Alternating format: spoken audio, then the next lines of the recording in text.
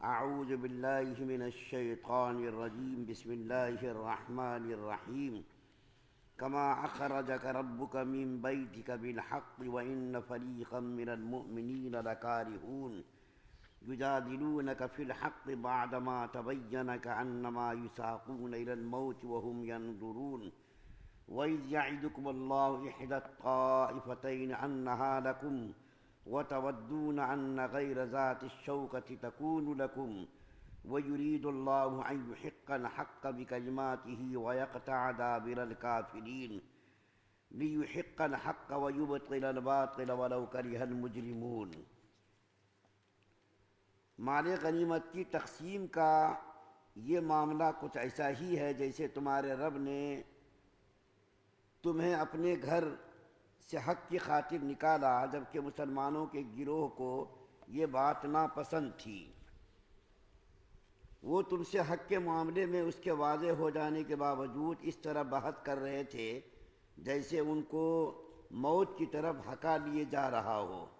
اور وہ اسے آنکھوں سے دیکھ رہے ہوں۔ اور وہ وقت یاد کرو جب اللہ تعالیٰ تم سے یہ وعدہ کر رہا تھا کہ دو گروہوں میں سے کوئی ایک تمہارا ہوگا، اور تمہاری خواہش تھی کہ جس گروہ میں خطرے کا کوئی کانٹا نہیں تھا وہ تمہیں ملے، اور اللہ تعالیٰ یہ چاہتا تھا کہ اپنے احکام سے حق کو حق کر دکھائے اور کافروں کی جڑ کاٹ ڈالے۔ آپ کے سامنے سورہ انفال کی 5، 6، 7 تین آیات پڑھی گئی ہیں۔ آپ کو تھوڑا سا پھر غزوہ بدر کے بارے میں بتانا ضروری ہے تاکہ ان آیات کا سمجھنا آسان ہو۔ جیسا کہ اوپر آپ کے سامنے یہ عرض کیا گیا تھا کہ نبی کریم صلی اللہ علیہ وسلم ابو سفیان رضی اللہ تعالی عنہ کے تجارتی قافلے پر حملہ کرنے کے ارادے سے مدینے سے 313 مسلمانوں کو لے کر کے نکلے۔ مقصد لڑائی اور جنگ کرنا نہیں تھا، ابو سفیان کے قافلے پر ہیبت اور رعب ڈالنا مقصود تھا۔ نبی کریم صلی اللہ علیہ وسلم جب مدینے سے نکلے تو چونکہ لڑائی کا ارادہ نہیں تھا، اس لیے مسلمان ہتھیار وغیرہ بھی اچھی طریقے سے لے کر ساتھ نہیں آئے تھے، لیکن ابو سفیان رضی اللہ تعالیٰ عنہ بڑے دانش مند تھے۔ ان کو احساس ہو گیا اور اس نے مکہ ایک آدمی کو یہ کہہ کر کے بھیجا کہ تم جا کر کے مکہ والوں کو فوراً اطلاع کرو کہ تمہارا تجارتی قافلہ نہایت ہی شدید خطرے میں ہے۔ اور وہ تجارتی قافلہ ایسا تھا کہ مکے کے تمام لوگوں نے اپنے اپنے زیورات، اپنے اپنے پیسے پونجیاں لگا کر کے وہاں سے سامان منگوایا تھا۔ اس زمانے کے موجودہ ریٹ کے اعتبار سے لکھا مفتی شفیع صاحب رحمۃ اللہ علیہ نے کروڑوں کی جائیداد تھی، اس کے اندر کروڑوں کی مالیت کا سامان تھا۔ تو ابو سفیان رضی اللہ تعالیٰ عنہ نے اطلاع دے دی تو ابو جہل ملعون 1000 کا لشکر جرار مکے سے مدینے کی طرف روانہ ہوا اور لڑائی کی نوبت آ گئی۔ ابو سفیان رضی اللہ تعالیٰ عنہ تو اپنا تجارتی قافلہ حسن و خوبی کے ساتھ لے کر کے واپس آ گئے، لیکن ابو جہل جو ہے 1000 کا لشکر جرار لے کر آیا اور اس نے بالکل لڑنے کا پورا تہیہ کر لیا۔ تو اللہ کے رسول صلی اللہ علیہ وسلم کو پتہ چلا تو اللہ کے رسول صلی اللہ علیہ وسلم نے مشورتاً تمام صحابہ کرام کو جمع کیا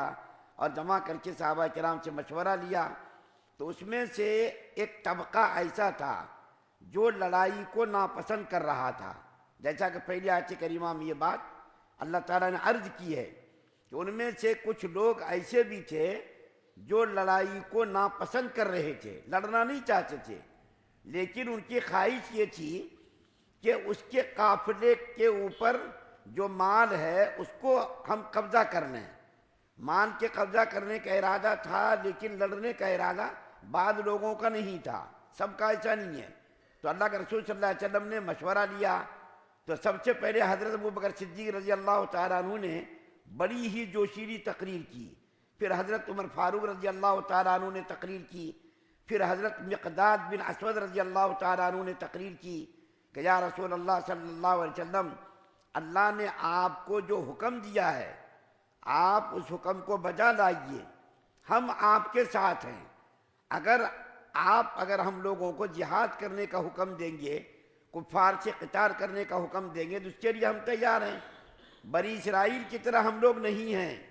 کہ بنی اسرائیل کی طرح یہ کہیں کہ موسیٰ علیہ السلام تم لڑو، تمہارا خدا لڑے، ہم تو یہاں بیٹھ کر کے دیکھیں گے۔ ہم لوگ ایسا کرنے والے نہیں۔ ایک اور دوسرے صحابی رضی اللہ تعالیٰ عنہ اٹھے اور اس نے بھی بڑی ولولہ انگیز تقریر کی اور کہا یا رسول اللہ، آپ اگر ہمیں سمندر میں گھسنے کا حکم دیں گے تو ہم اس کے اندر بھی گھس جائیں گے، اور آپ جو حکم دیں گے اس کی پیروی کریں گے، اس کی اطاعت کریں گے۔ تو برے کہے جو ہے لڑائی ہوئی، مسلمانوں کو فتح ملی، لیکن یہاں پر بتانا یہ ہے کہ ان میں سے کچھ لوگ ایسے تھے جو لڑائی کو ناپسند کر رہے تھے، اور اللہ تعالیٰ کیا فرما رہے ہیں کہ اللہ تعالیٰ اس سے لڑنا چاہتے تھے، لڑوانا چاہتے تھے تم کو۔ کیوں؟ اس لیے کہ وہ جو شر اور فساد کی جڑ تھے وہ لوگ، یعنی مکے کے لوگ کفر اور شرک کے دائی تھے۔ اللہ تعالیٰ اس شرک کی جڑ کو کاٹنا چاہتے تھے، اور اللہ تعالیٰ نے یہ تم سے وعدہ کیا کہ دو جماعتوں میں سے ایک پر اللہ تعالیٰ تم کو غلبہ عطا فرمائیں گے۔ تو اللہ تعالیٰ نے یہ وعدہ کیا، تو مسلمان لوگوں کی خواہش یہ تھی کہ تجارتی قافلہ ہمارے قبضے میں آ جائے، لیکن اللہ کیا فرما رہے ہیں؟ اللہ فرما رہے ہیں کہ نہیں، اللہ کا مقصد یہ، اللہ تعالیٰ یہ چاہتے تھے کہ تم کو کافروں سے لڑا دے تاکہ حق و باطل کے درمیان امتیاز ہو جائے، حق و باطل کے درمیان فرق ہو جائے، اور اللہ تعالیٰ نے تم کو لڑایا، شرک کی جڑ کو کاٹ دی، تاکہ یہ لوگ جو دندناتے پھرتے تھے، مسلمانوں پر ظلم و ستم کر رہے تھے، مسلمانوں کو ظلم و ستم سے کچھ نجات مل سکے۔ تو اللہ تعالیٰ نے اس کے ساتھ تم کو لڑایا، اور اللہ تعالیٰ نے تم کو فتح عظیم عطا فرمائی۔ اور اللہ تعالیٰ فرما رہے ہیں کہ تمہارا ارادہ یہ تھا کہ نہ لڑیں، لیکن اللہ کا ارادہ یہ تھا کہ تم کو ہم اس سے لڑوائیں، لڑوا کر کے تم کو ہم اس کے اوپر فتح عظیم دیں، اور فتح عظیم سے تم کو ہم کنار کریں۔ لیکن جب اللہ تعالیٰ نے وعدہ کر لیا تو پھر وہ مسلمان جو لڑنے کو ناپسند کر رہے تھے، وہ مسلمان جو لڑنے کو ناپسند کر رہے تھے، وہ لوگ بھی تیار ہو گئے، دل و جان کے ساتھ تیار ہو گئے۔ پہلے دلوں کے اندر خیال آیا ہوگا کہ بھئی کیوں لڑیں گے، ہم تو تیار ہو کر کے آئے نہیں، اتنے بڑے لشکر جرار سے مقابلہ کرنا یہ تو دانش مندی نہیں ہے۔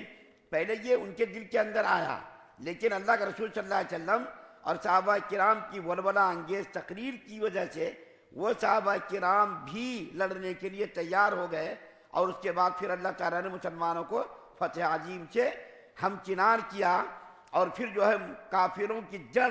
کٹ گئی۔ اس کے بعد پھر کافر لوگ کبھی بھی نہیں سنبھل سکے، ہر میدان جنگ میں کفار کو شکست سے دوچار ہونا پڑا۔ صرف غزوہ احد ایک ایسی لڑائی تھی جس کے اندر مسلمانوں کو شروع میں تو فتح ملی تھی، لیکن مسلمانوں کی تھوڑی سی لغزش کی وجہ سے اللہ تعالیٰ نے اس فتح کو شکست سے تبدیل کر دیا تھا۔ اس کے بعد جتنی بھی لڑائیاں ہوئی، غزوہ خندق ہو یا اور کوئی دوسری لڑائی ہو، تمام لڑائیوں میں اللہ تعالیٰ نے مسلمانوں کو فتح سے ہمکنار کیا۔ اللہ سے دعا اللہ ہم سب کو سننے زیادہ عمل کی توفیق عطا فرمائے۔ سبحان اللہ و بحمدہ، سبحانک اللہم و بحمدک، ونشہد ان لا